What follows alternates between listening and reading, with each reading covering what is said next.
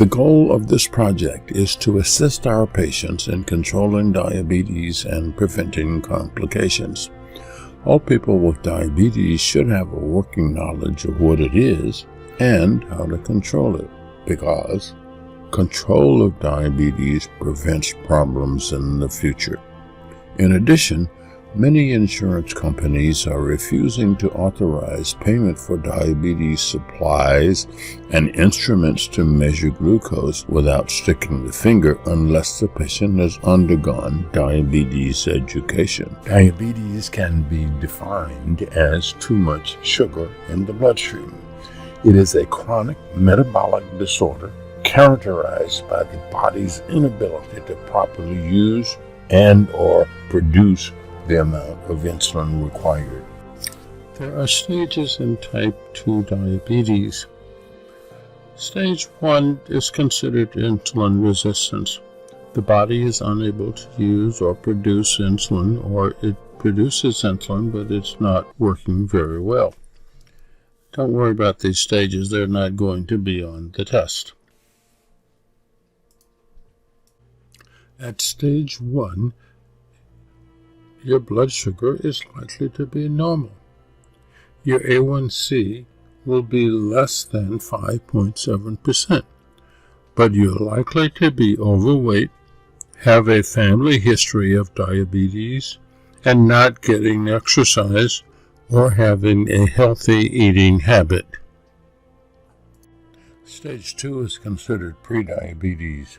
In the old days, we called this a touch of diabetes. A touch of diabetes is much like a touch of pregnancy. It won't be long before something happens. At stage 3, you have the formal diagnosis of type 2 diabetes. Now your A1C is greater than 6.5%, and you will likely require some kind of treatment. At stage 4 type 2 diabetes, your A1C is still above 6.5, maybe a lot higher. But now you also have complications. Neuropathy with burning and stinging of the fingers and feet, eye disease, kidney disease, heart disease, or other complications. To avoid these complications, you simply need to control blood glucose as well as blood pressure and other risk factors, including cholesterol. How do you control blood glucose or other risk factors? By whatever it takes. If a person is overweight, losing some weight means the medicine will work better. Insulin works better. You'll need less insulin, which makes it easier to lose even more weight. But it also lowers the risk of developing heart disease like heart attacks and stroke, as well as preventing or delaying serious health conditions like kidney failure, breathing problems, joint or bone disorders. Underestimating the amount of carbs in a portion of food is extremely common. The most common carbohydrate sources include bread, rice, pasta, and other grains, but also fruit and fruit juices. As you look at this list, 1 slice of bread, half a cup of oatmeal, 1/3 cup of pasta or rice, 1 tablespoon of syrup, and so on, all containing approximately 15 grams of carb. This is a nutrition label from Grits. First, note the serving size. Who's going to have 1/4 of a cup? If you're going to have half a cup, now you've got to double everything. Then look at the total carbohydrates. Total carbohydrates in this case are 29, almost 30 grams. If you're going to have a full cup of grits, guess what? Multiply times 4. One needs to know more about carbohydrates if you need more than 1 injection of insulin daily, you use an insulin pump, you use a continuous glucose monitor such as Libre, Dexcom, or Guardian, you have trouble controlling your blood sugar, you have diabetes but want to lose weight, or simply want more knowledge about control of diabetes. It is virtually impossible to control something if you don't know where it is. Monitoring glucose or blood sugar gives you the feedback you need to keep it in target range. It should be measured at different times of the day.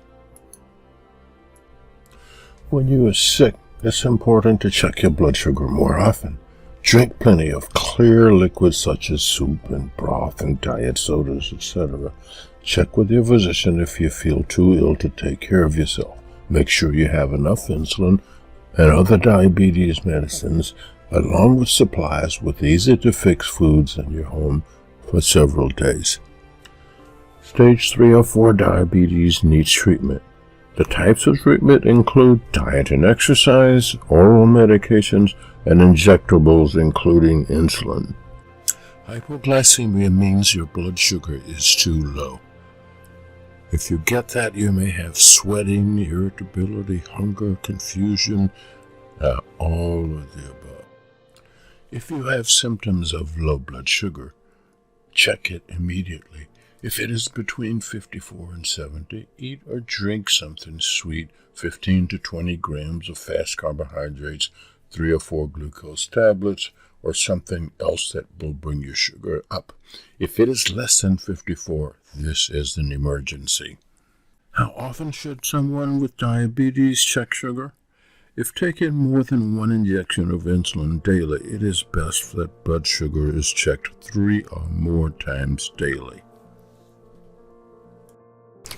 What about continuous glucose monitoring? For the most part, that means Libre, there are several models of that, or Dexcom, there are several models of that. There are others on the market, including an implantable glucose monitor. Most people would rather measure glucose in a manner other than poking the finger. However, if one does it a while, you get used to it like everything else. These devices measure glucose in the fluid under the skin. They do not measure blood glucose. While CGM is generally accurate, a reading from CGM may lag as much as 15 to 20 minutes behind the blood glucose from a finger stick. An acceptable difference between laboratory glucose and CGM is 10%.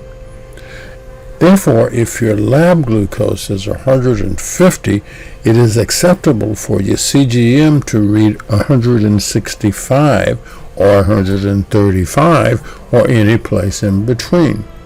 Also, an acceptable difference between laboratory glucose and fingerstick glucose is 10% as well.